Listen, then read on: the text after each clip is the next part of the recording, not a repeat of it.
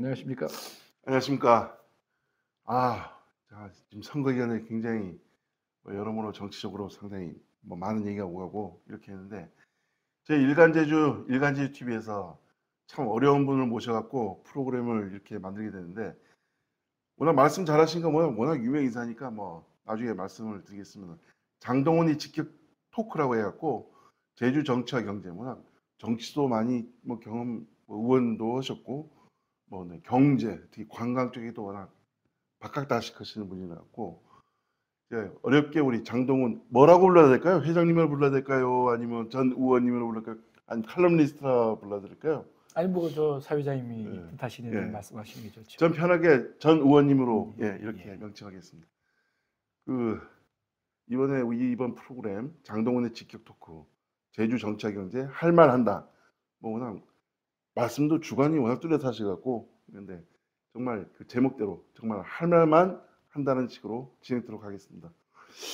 지금 먼저 지금 현재 기간이 12일 남았지만 선거 기간입니다. 근데 22대 국회의원 선거에 대해서 먼저 말씀드리기 전에 제가 깜빡했네요. 우리 전 의원님 이번 방송 프로그램에 대한 임한 자세 듣고 본격적으로 토크 들어가도록 하겠습니다. 이번 방송 어떻게 방송 프로그램 이끌어갈 건지 간단히 말씀 좀 해주십시오. 우리 사회에서 요즘 어른이 없다고 합니다. 결국은 눈치 보면서 얘기를 안 하는 게 현실이기 때문에 할 만한다. 할 말은 꼭 하겠습니다. 그것이 이 사회에 주는 영향이 조금은 도움이 되는 제 역할이고 저의 임무라고 생각하고 이번 방송에 임하고 있습니다. 네, 말씀 짧게 아주 포인트만 잘 잡으셔갖고, 솔직히 요즘 할 말 하는 어른들이 없죠. 정치나 경제 쪽에 참 아쉽긴 한데, 우리 전 의원님께서 칼날 같은 차가운 이성으로 뜨거운 감성을 가지고 한 말씀 부탁드리겠습니다. 노블리스 오블리자라고 하죠. 네. 사회 지도 측의 책임론을 얘기하는데요. 혹자들은 일반적으로 경제적 기부의 행위로 노블리스 오블리자라고 얘기하겠지만, 저는 오피니언 리더들이, 사회 지도자들이 할 말을 해줌으로써 이 사회가 좀 더 건강한 사회가 되지 않을까 생각합니다. 물론 본인 자신에게는 약간의 피해가 오겠지만 그 피해를 감수하면서까지라도 이 사회의 지도자로서의 역할을 충분히 해주는 게 책임이고 의무이라고 생각합니다. 그래서 칼날 같은은 아니고 그냥 졸바로, 제주도 말로 졸바로 좀 졸바로 얘기하고 싶다. 그것을 눈치 보지 않고 우리 도민들을 위해서 좀 더 할 수 있는 얘기를 할 수 있도록 최선을 다하겠습니다. 제주 말로 졸바로, 표준어로 똑바로. 본격적으로 토크를 들어가도록 하겠습니다. 그 22대 국회의원 선거, 의원님도 밀접한 관계에 있는데 더 이상 그 얘기는 안 하겠고, 여러 가지 지금까지 그 여론조사나 이런 걸 보면 국민의힘이 상당히 열세로 지금 나오고 있는데, 제주시 갑, 제주시 을, 서귀포시 이렇게 세 군데 있는데, 전 의원님으로서 정치적 전문가로서 식견을 좀 말씀해 주시죠. 모두 정치는 그렇습니다. 유권자들의 마음을 사로잡는 거 아닙니까? 그 이전의 정치적 상황, 구도가 우선 첫째라야겠죠. 현재 20년 동안의 3개 지역구를 다 민주당이 석권하고 있습니다. 기득권에 대한 논리는 굉장히 중요하죠. 그러다 보니까 큰 틀에서는 국민의힘이 굉장히 열세에 직면해 있다. 특히 갑과 을은 후보자가 후반부에 배치됨으로 인해서 상당히 난제에 봉착해 있고, 서귀포시는 나름대로 열심히 선전하고 있어서 박빙의 승부를 하고 있는 걸로 알고 있습니다. 그렇지만 지금 막바지입니다. 10여일 남은 이 기간에 어떻게 하면, 어떤 전략으로 그 유권자들의 마음을 사로잡느냐가 중요한 변수이겠죠. 특히 실수하지 말아야 된다고 생각합니다. 중앙정치도 마찬가지겠지만 지금의 마지막 키워드는 각자 후보자들의 발언과 그 캠프들이 하는 언행이 이 선거를 실수함으로써 오히려 판세가 뒤집힐 수 있다. 그 실수라는 건 크게 두 가지가 있겠죠. 하나는 선거법에 지장되는 어떤 일들, 그리고 유권자들의 마음에 상처를 주는 그런 언행들이 아마 그런 실수를 유발할 수 있는데, 그런 실수를 유발하지 않은 게 가장 중요하다고 생각합니다. 그 세부적으로 들어가면, 자, 제일 먼저 박빙이 예상되는 서귀포 같은 경우는 아마 제일 큰 영향, 임팩트, 뭐 포인트가 아마 제주 제2공항 같은데, 제주 제2공항 위성군 후보께서도 제2공항 찬성 쪽으로 선회하긴 했는데, 어쨌든 간에 제주 제2공항이 제일 큰 변수로 보는데 어떻게 보십니까? 편수 맞죠? 다만 그 접근하는 각도가 좀 달라야 네. 된다고 생각합니다. 네. 위성군 의원은 분명한 입장을 좀 밝혀야죠. 음. 왜 생각이 바뀌었는지. 음. 또 지금까지 수십 년 동안 제주도지사, 대통령, 각 국회의원들이 제2공항을 찬성했습니다. 그런데도 불구하고 어정쩡한 자세가 일관해왔던 그 부분 분명히 해명을 해야 할 것이고요.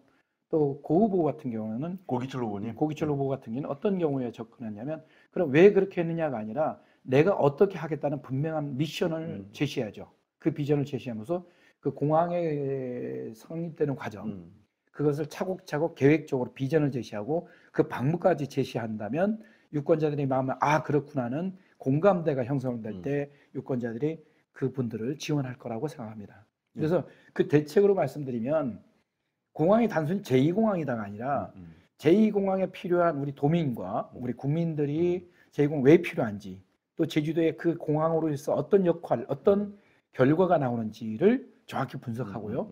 또한 그 반대급부로 환경 파괴나 이런 분들을 어떻게 보완을 대책을 만들어갈 것인지 양면성의 입장에서 다 같이 접근하는 방법이 좀 필요할 것 같습니다.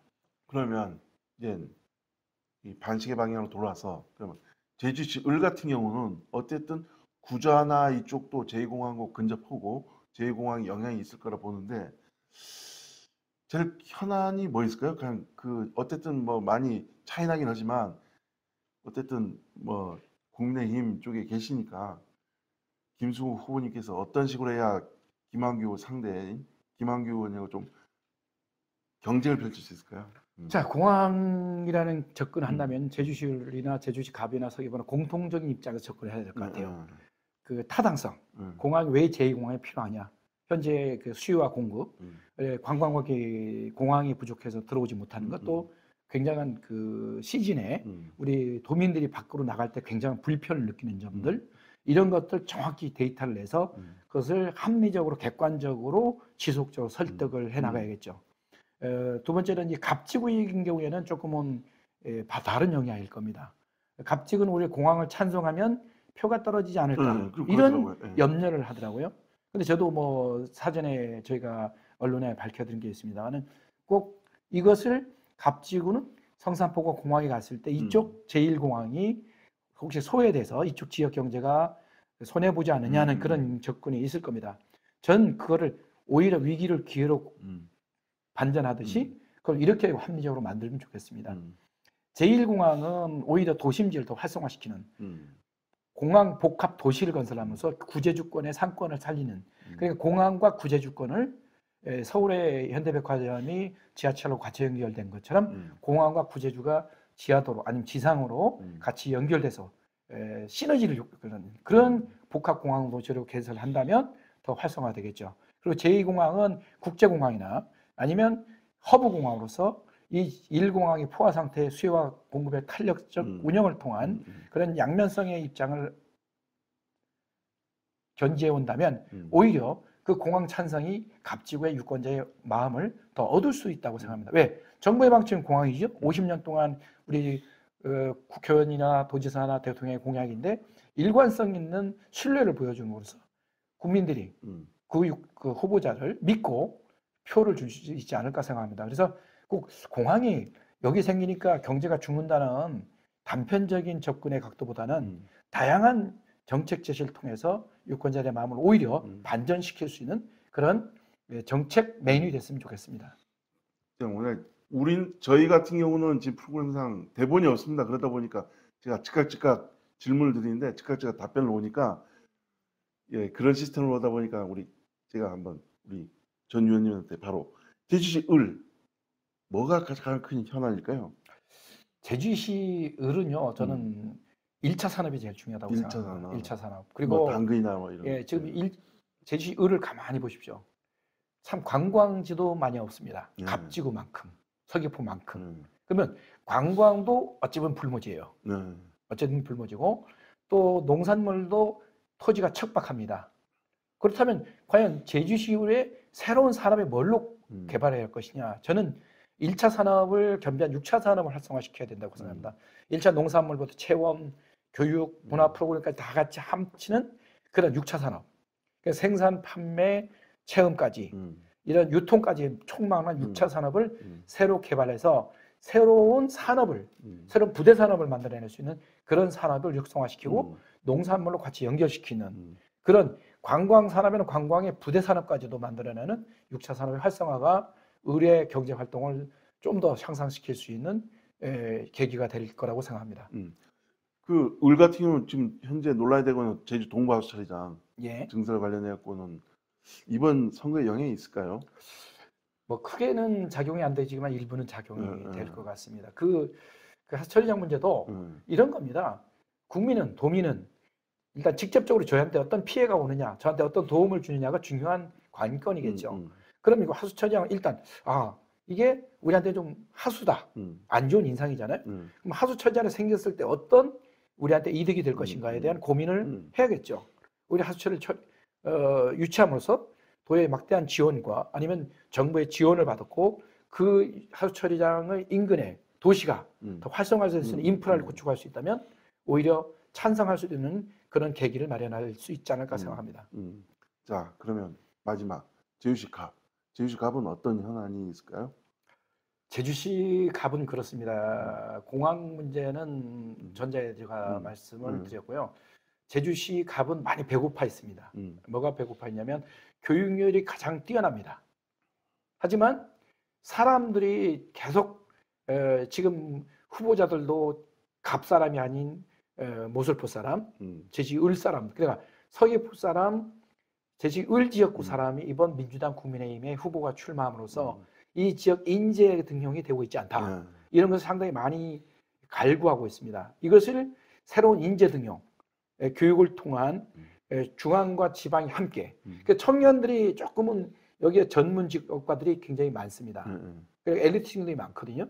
그렇다면 이 청년들이 제주 갑에 머무를 수 있는 다 육지로 가고 있는 청년들을 제주로 환원할 수 있는 다시 돌아오고 싶은 제주 갑에 이 상품을 만들어낸다면 그게 가장 중요한 상품이라고 생각합니다. 청년 실업이 아니라 청년 산업을 만들 수 있는 그런 고용 창출을 떠나서 산업의 활성화를 통해서 청년들 내 일자리를 만들어낼 수 있는 지금 계속 유출이 되고 있습니다. 특별자치도 여기가 계속 증가됐던 게 원래 처음으로 인구가 감소되는 상당히 어려운 위치에 봉착되기 때문에 그것을 새로운 마인드를 갖고 산업을 개발함으로써 청년들이 다시 돌아오는 제주갑으로 만들었으면 하는 생각을 가져봅니다. 예, 뭐 다음 것까지 다 말씀했는데 우리 다음엔 제가 생각하는 게 저출산 그 분인데 그분은 다음에 얘기하는 걸로 오고 자 1부 결론을 짓겠습니다.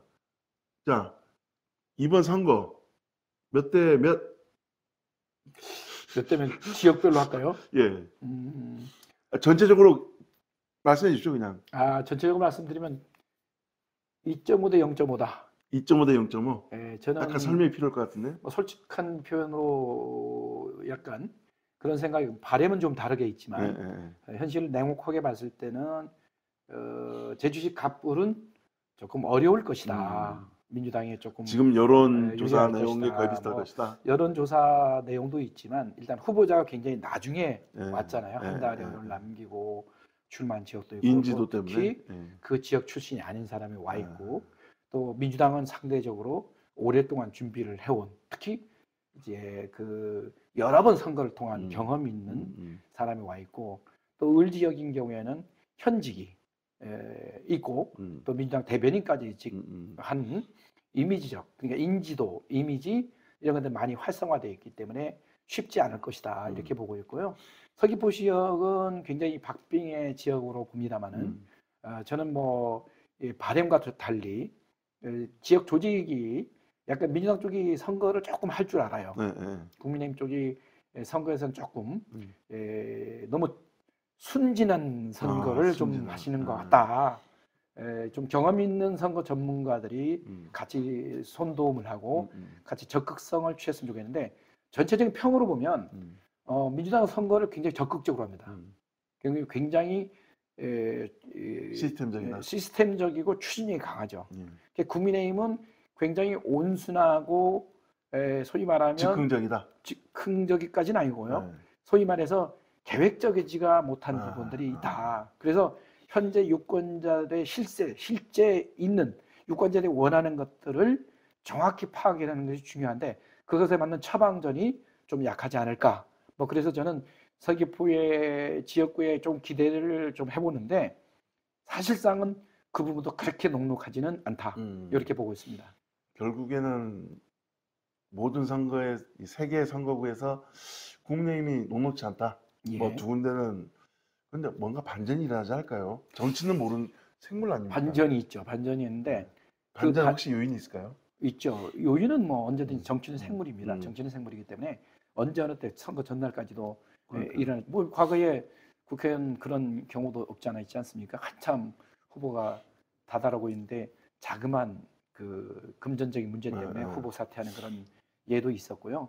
뭐 그런 문제 약간 부정적인 예도 있지만 또 긍정적으로 정부의 대책이나 아니면 어떤 후보의 실수나 이런 것들이 큰 반전이 일어날 수 있습니다. 그래서 그건 지금 예상하는 건 조금 위험한 얘기일 수도 있고요. 어쨌든 중요한 건 그렇습니다.